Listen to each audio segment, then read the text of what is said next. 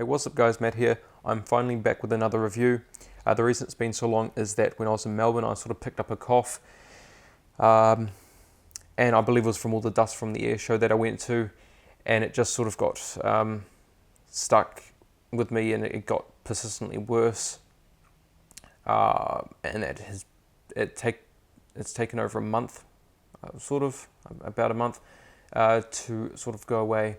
And on top of that, with job and study, because I'm doing my license engineering papers, I haven't studied any papers, but I've just started studying. I've got basically no time to make videos, and I find it very difficult. So I just try and do them whenever I can now, and but I do hope that I can move on to the other things I was going to do. Well, not move on, but introduce other things to my channel that I said I was going to introduce. Anyway, let's get into this. This is the Air New Zealand 777-300ER in the all black livery with flaps down. This made by JC Wings in a 1:200 scale. Please check the description in case you miss anything throughout this video. All of my social media links will be down there. I'm actually not sure. I searched all through my email and I'm not sure where I bought this model from. It is strange. It's happened with another model. It's just vanished. There's no record of me buying it. So I can't actually say where I bought it from, but most likely was the same place where I bought the other of this same registration, just flaps up. But anyway, this is my 51st 777 model, and it's my 23rd Air New Zealand model. Some information about Air New Zealand: the operation space is out of Wynyard Quarter in the Auckland CBD.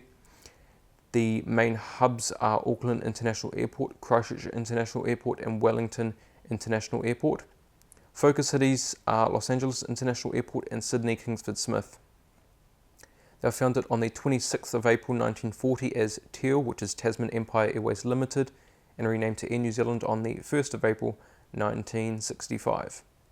Their fleet as of the 22nd of April 2019 consists of 116 aircraft.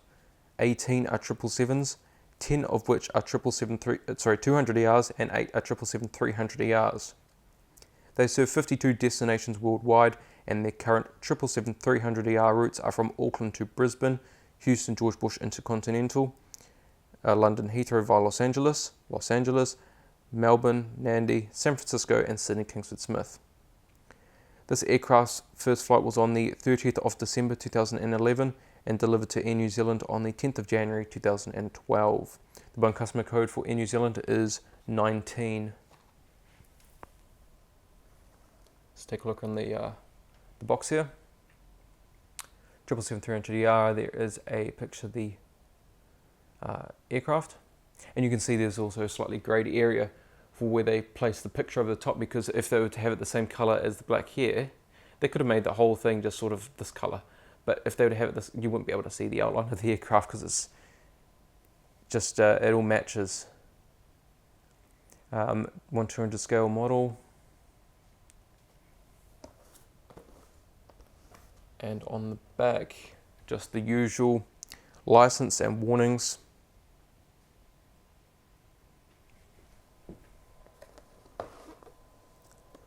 On the top of the box. And on the bottom. Well, I've had this time off when time away from YouTube, and I did have a little extra time, just a few minutes. I've been tweaking with the in-camera color, so I'm hoping to sort of get a more realistic look and just not too contrasty, just sort of trying to get things how they should look. And I hope it looks a little better. But anyway, there we have the model, the stand, and the gears. Alright guys, the model is now out of the box, and we are going to start at the cockpit windows on the port side.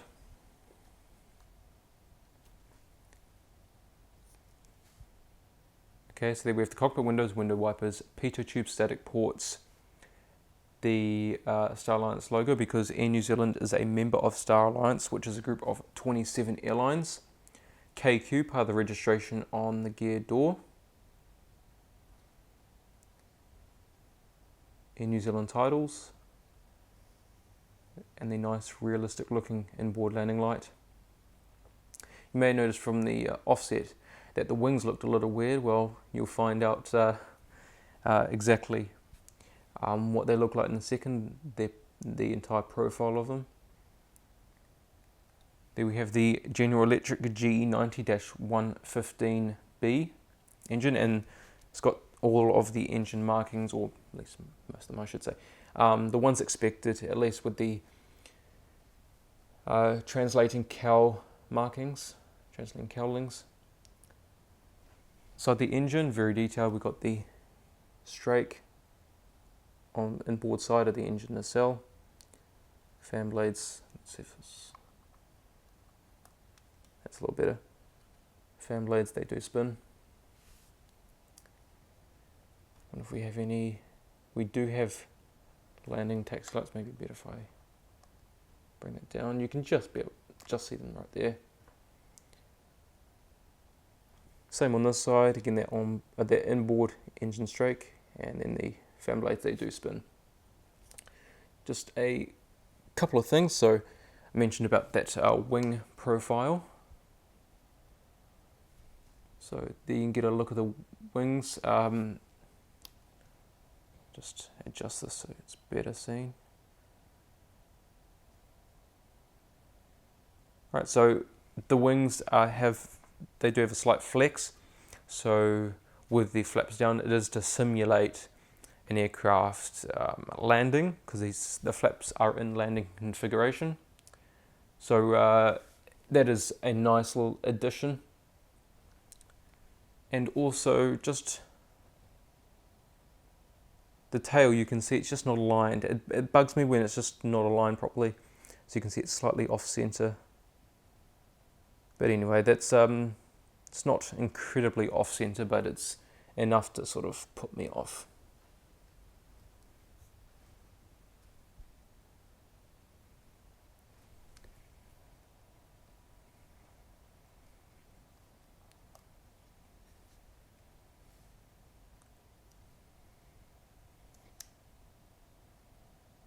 Sorry about that. Just have a look at the wingtip now, where we have the red navigation light and the strobe light. And then you can also get a good idea of the design of the slats, how they look from the side. You can sort of see how they just increase the wings profile to operate at slower speeds. And also the, if we can get a good, you can see the, I think right there. I'm not sure what angle the flaps are. I'm not a pilot, that's not something I have to think about. But you can just see the profile of the wing, how much bigger the wing looks with the flaps and slats extended. Oops.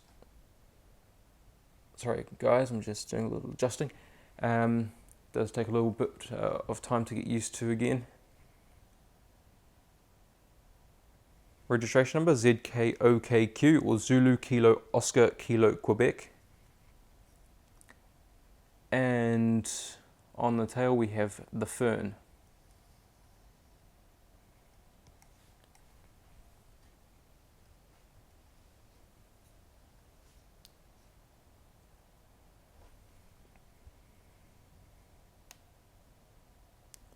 The APU exhaust and the strobe light marking above the exhaust.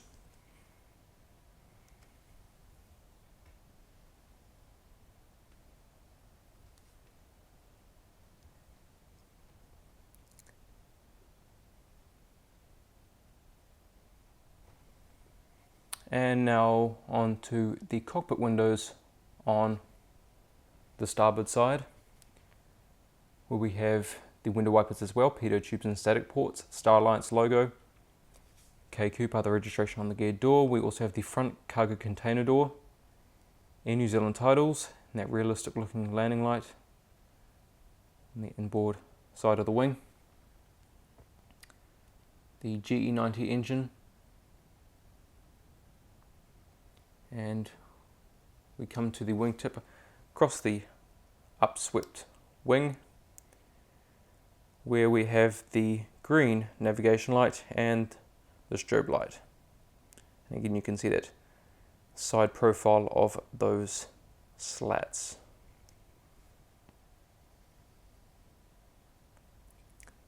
There's the rear cargo container door, the bulk bin door, registration number, and the crow on the tail.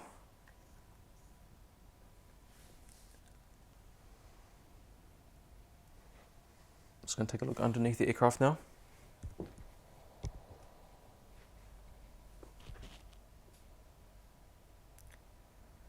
Alright, so we have the nose gear. Lots of markings for different antennas, instruments and panels. They're very, very difficult to see. A couple of NACA ducts.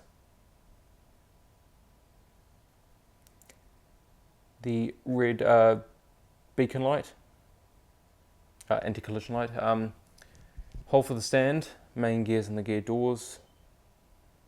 Underneath the wings, flaps, slats, ailerons, the fuel dump valve next to the aileron. Same on this side, but with the registration number. So it's something a lot of people don't usually see about aircraft is the tracks with the slats and the fairings here, how they just sort of slide out of place. I wish that they move so you can actually see them on a model, but yeah, that's the thing. You don't usually see that kind of stuff from underneath the wing as it's happening. So you can just sort of see how everything comes together when it's extended and also when it's retracted. Got an antenna, or actually another antenna as well, and we have you can see the marking for the tail skid. So if there is a tail struck, it's not going to scrape against the airframe itself, the actual skin, which can tear an airplane to pieces. So that thing there just prevents it. So if it does happen, they can just take it off, replace it. There's the APU housing.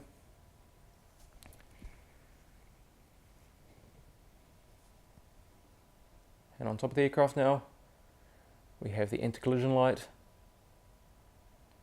antenna. A lot of fingerprints are noticeable, as you can see. So yeah, not really much I can do about that for now until I wipe them clean later on. Overwing emergency exits, and we've got flaps, slats, ailerons, and spoilers. It'd be cool with these flaps down aircraft if we had the option to, I wouldn't mind if they were permanently flaps down, but we had the option to open or close the spoilers. That'd be really cool. We've got the SATCOM, 2 antennas, and seems that there's a bit of, oh, that must be from inside the box. Looks like a bit of rust. Sorry about that. I'll just clean that off. I have to do a proper clean later. I actually didn't notice that. I took the model up just before the video. Didn't even notice that. And the leading edges of the horizontal stabilizers, we have 2 grey dots. They are the logo lights that light up the tail at night time. Yeah, so that was a bit odd. Seeing that little spot on the horizontal stabilizer. So guys, just give me a little second. I seem to be running out of battery here for my monitor.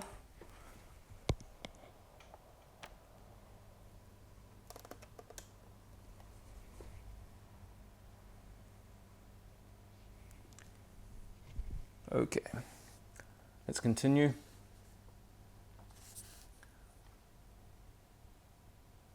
So with the livery of this aircraft, the all black livery. Don't get it mixed up with the All Blacks. The All Black livery was replaced the All Blacks livery when it was repainted in June 2016 and re-entered service with the new livery in July 2016, while at the same time disassociating all liveries with the All Blacks rugby team. But they are still a major sponsor. Just the liveries aren't called All Blacks anymore because they don't represent the rugby team. They're just representative of New Zealand. So something people still get mixed up with. I don't blame people if they're not from New Zealand, but that's just that is what it is. And now on to the seating for this aircraft.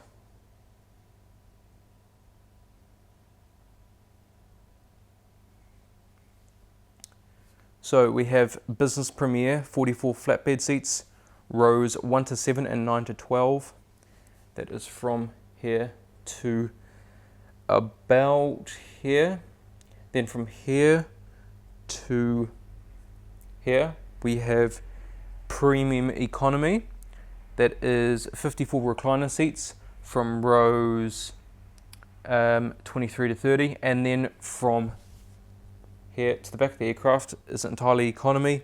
244 seats, rows 34 to 60 with a total of 342 seats. Now to some of the features of this model now. Landing gear, most of them roll. There is sort of one on the central left main gear. So one of those middle gears that you can see directly in front of you. It's sort of not cooperating. Front wheels, not very easy to spin. But there is that gear tilt that you can see, so this is on touchdown and on takeoff. Nose gear does swivel. And now on to the stand. So we have it's now the old JC Wing stand with the wooden base, the metal plaque, Air New Zealand 777-300ER, scale 1 to 200. On the bottom we just got a little bit of blue film, which I just remove right now. Just peels off. And you can see that nice shiny metal back, and I really like these stands. I don't like the new JC Wing stands. If you haven't seen the new stand, which they're trying to, they had the white stands, but they're trying to introduce this new stand. So you can go on their Facebook page and they put some pictures up there. I don't really like it, but anyway, there's the padding on the top of the stand. So when it is on there, it is less likely to scratch the paint off underneath. And there we go, it sits on there quite nicely.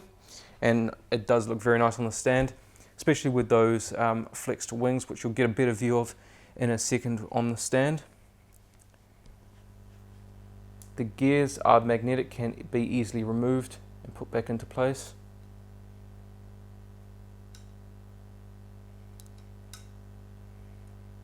Put them in their tilting position. They don't really tilt too much upwards on these models, they do tilt further in real life. But when you do want it in the in-flight position, regardless of the flaps being down, there are geared doors here to use if you wish.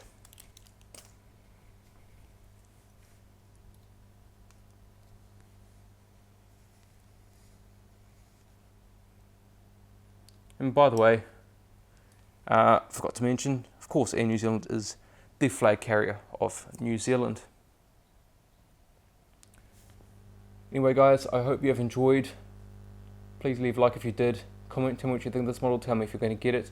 I really love this model as a massive Air New Zealand fan. Air New Zealand basically runs through my blood. It's all through my family. I'm trying to be third generation. But I would highly recommend it. I do love, just even if it wasn't in New Zealand, just the fact that they have that flexed, those flexed wings, just make it look even better. So I do highly recommend that you get this one. Yes, this one did come out a while ago, so it has taken me a while to review it, only because I reviewed the flaps up version initially. So I didn't want to do back to back, but yeah, if you can still find it, I would recommend you get it if you really want it. It's a fantastic model and it's very, very detailed. So it comes with the stand that is most preferred. So yeah, just a fantastic model all around. Subscribe for more, share this video as well so other people know about this model and see if they want to get it also. Anyway guys, thank you so much for watching and I'll see you next time.